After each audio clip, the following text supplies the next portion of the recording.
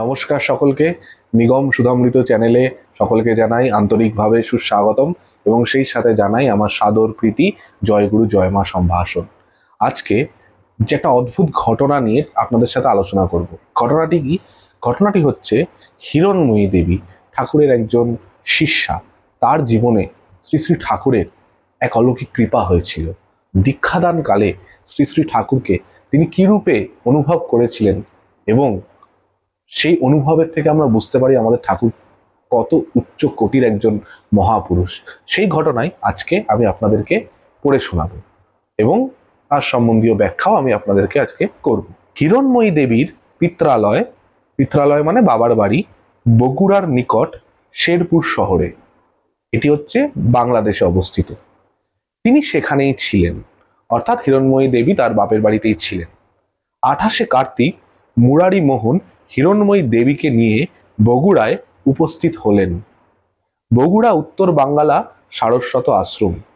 বগুড়াতে শ্রী শ্রী ঠাকুর মহারাজ প্রতিষ্ঠিত, উত্তর বাংলা সারস্বত আশ্রম অধিষ্ঠিত। তো সামনে করতোয়া নদী, আশ্রমের সামনে করতোয়া নদী, তার উপর রেলের সেতু, মাঝে মাঝে দুই একখানা গাড়ি হুস হুস করে আসামের দিকে যাচ্ছে আর আসছে। ভক্তরা প্রার্থী হয়ে অনেকেই এসেছেন ঠাকুরের কাছে। কোথাও কোনো কোলাহল নাই, শান্ত পরিবেশ, মুখে রা নাই কারো। অন্তেবাসীরা, অন্তেবাসীরা অর্থে যারা মঠে বাস করে, ব্রহ্মচারী সন্ন্যাসী, এদেরকে বলা হয় অন্তেবাসী। অন্তেবাসীরা ব্যস্ত হয়ে নিজ কাজে আনাগোনা করছেন।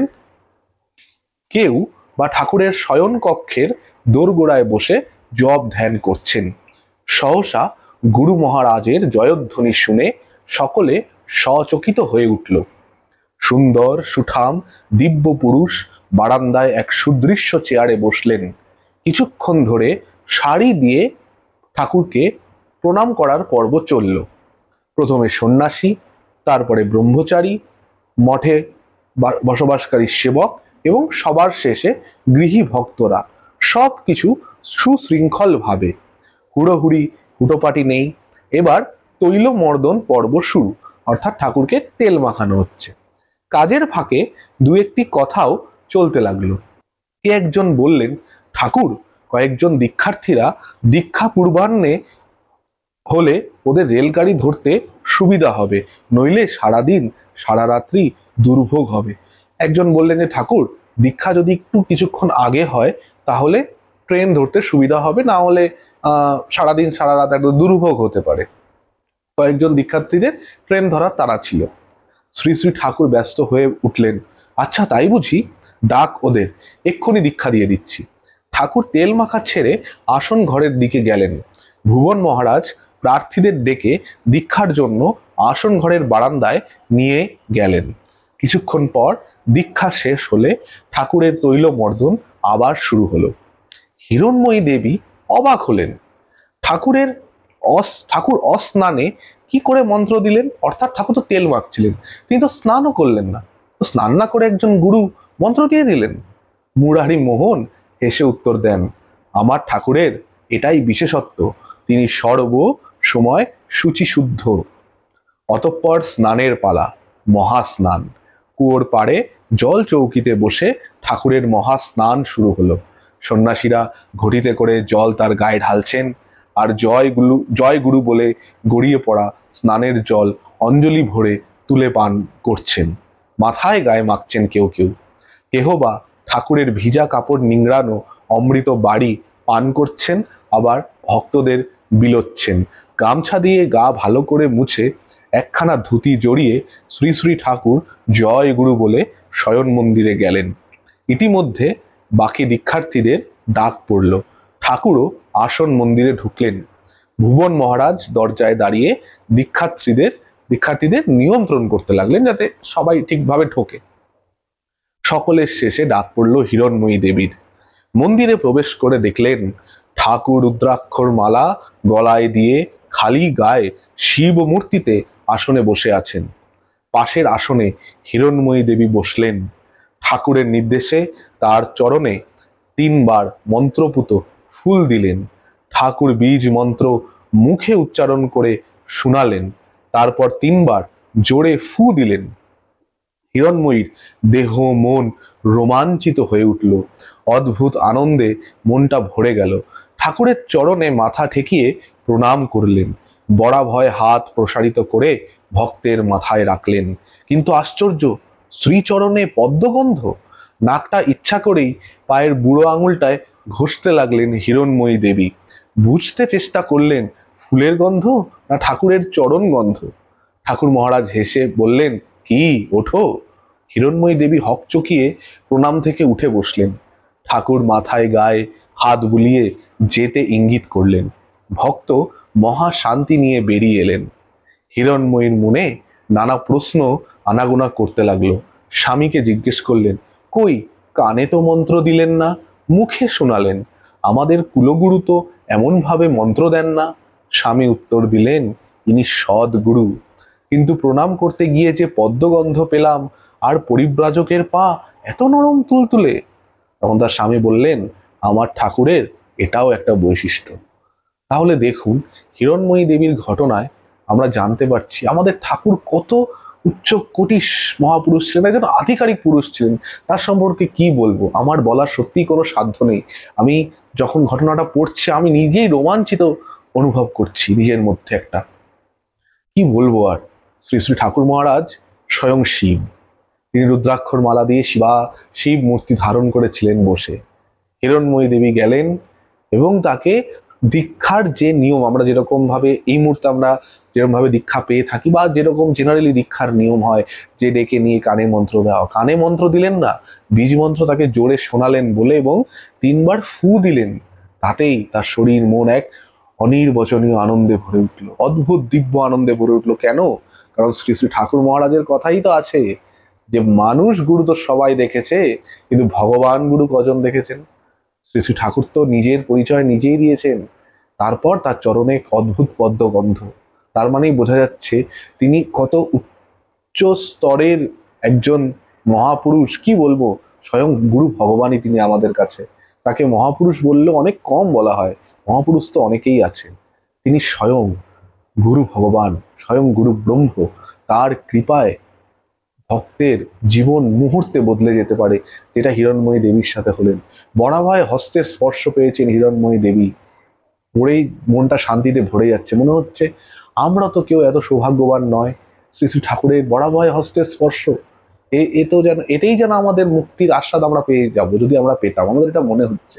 কিন্তু সেই সময়ও কিন্তু অনেকে ঠাকুরের উপরে সন্দেহ করছিল, অনেকে ঠাকুরেরকে ভুলও বুঝেছিল। কিন্তু আমাদের ঠাকুর তো দয়াল ঠাকুর। তার পরিচয়, তার বিভূতি অটোমেটিক্যালি সবার কাছে সুস্পষ্ট হয়ে উঠত নানান ঘটনার মধ্যে দিয়ে। এবং হিরণ্ময়ী দেবী যখন প্রশ্ন করছেন পরিব্রাজকের পা এত নরম তুলতুলে, পরিব্রাজক অর্থে কি?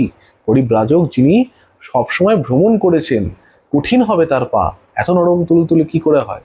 কারণ ঠাকুর দিব্য দেহ লাভ করেছেন। আমাদের মনে রাখতে হবে, নির্বিকল্প সমাধির থেকে ঠাকুরের অভ্যুত্থান হয়েছিল, যে সমাধি একবার হলে কেউ আর ফেরে না। সেই সমাধি থেকে ঠাকুরের অভ্যুত্থান হয়েছিল। তিনি পরব্রহ্মে লীন হয়ে সেই পরব্রহ্ম স্বরূপ হয়ে দেহে প্রবেশ করেছিলেন। তো পরব্রহ্ম স্বয়ং জগৎগুরু স্বয়ং যে দেহে অবস্থান করছেন, যে দেহকে অবলম্বন করে তিনি লীলা করছেন, সেই দেহ তো সাধারণ হবে না। তিনি বুঝিয়ে দিলেন যে সদ্গুরুর কোনো নিয়ম আচারের দরকার পড়ে না। সদ্গুরু নিজেই নিয়ম, সদ্গুরু নিজেই সমস্ত আচার বিচার, তার কোনো কিছুর দরকার পড়ে না। ঠাকুর মহারাজের আরাধনার ক্ষেত্রে সেই জন্য কোনো স্ট্রিক্ট বিধিবদ্ধ নিয়ম কানুন নেই, শুধুমাত্র মনের ভক্তি ভালোবাসা। ঠাকুর আমাদের কাছে সহজ ভালোবাসাটুকুই প্রত্যাশা করেছেন, কিন্তু কজন আমরা তাকে দিতে পেরেছি সেটা আমরা চেষ্টা করি। ঠাকুরকে সবসময় বলি আমি নিজেই যে ঠাকুর, গঙ্গা জলে গঙ্গা পুজো করার শক্তি দাও। কারণ তোমার আরাধনা তুমি ভিন্ন কি করে, মানে তুমি ছাড়া তো কিছু নেই। তোমার আরাধনা তো সব তুমিময়, কি দিয়ে করবো আলাদাভাবে তোমার আরাধনা?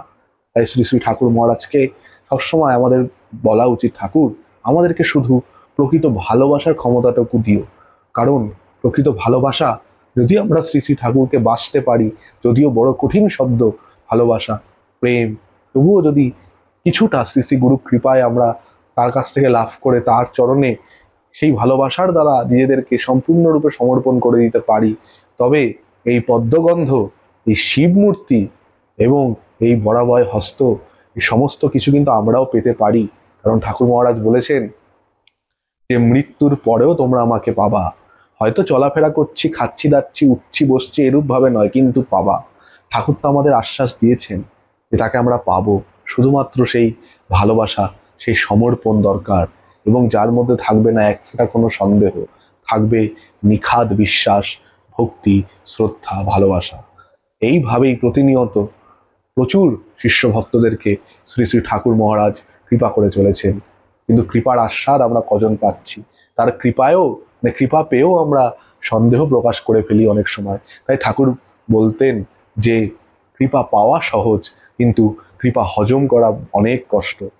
তো শ্রী শ্রী ঠাকুরের কাছে এই প্রার্থনাই জানাই আমরা সবাই, যাতে তার কৃপা যেন হজম করার শক্তি আমাদের তিনি দেন, এবং সেই কৃপা যদি আমরা হজম করতে পারি, তাহলে আমাদের জীবনে কিন্তু প্রতিনিয়ত, প্রতি মুহূর্তে এরকম অনেক অলৌকিক ঘটনা ঘটতে থাকবে তারই কৃপায়, তারই আশীর্বাদে। এবং সবসময় শ্রী শ্রী ঠাকুরকে আমরা আমাদের মধ্যেই সাক্ষাৎভাবে অনুভব করতে পারবো, বা হয়তো তার কখনো দর্শনও পেতে পারি তিনি যদি চান।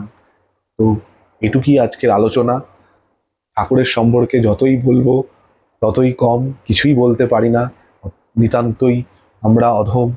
তিনি যেটুকু আমাদেরকে দিয়ে বলাচ্ছেন সেটুকুই বলার চেষ্টা করছি। আজকের ভিডিও এই পর্যন্তই। আশা করি আজকের ঘটনাটি আপনাদের সবার ভালো লেগেছে, এবং গুরু কৃপা কি মর্ম তা অবশ্যই আপনারা উপলব্ধি করতে পেরেছেন। ভিডিওটি যদি ভালো লেগে থাকে তাহলে অবশ্যই নিজের পরিচিত সার্কেলে শেয়ার করবেন, এবং লাইক কমেন্ট করতে ভুলবেন না। এবং এরূপ আরও ভিডিও যদি আপনারা দেখতে চান তাহলে চ্যানেলটিকে অবশ্যই সাবস্ক্রাইব করবেন, এবং সাবস্ক্রাইব করে পাশে থাকা বেল বাটনটি অন করে দেবেন, যাতে ভিডিওর কোনো নোটিফিকেশন যেন মিস না হয়। সকলে ভালো থাকবেন, সুস্থ থাকবেন। গুরু মহারাজের রাতুল চরণে আপনাদের সকলের সর্বাঙ্গীন সুস্থতা, চৈতন্য, মঙ্গল এবং শুভ কামনা করে আমি সুশোভন আজকের মতন আপনাদের নিকট থেকে বিদায় নিচ্ছি, এবং সকলকে জানাচ্ছি আবারও জয় গুরু জয় মা সম্ভাষণ। নমস্কার।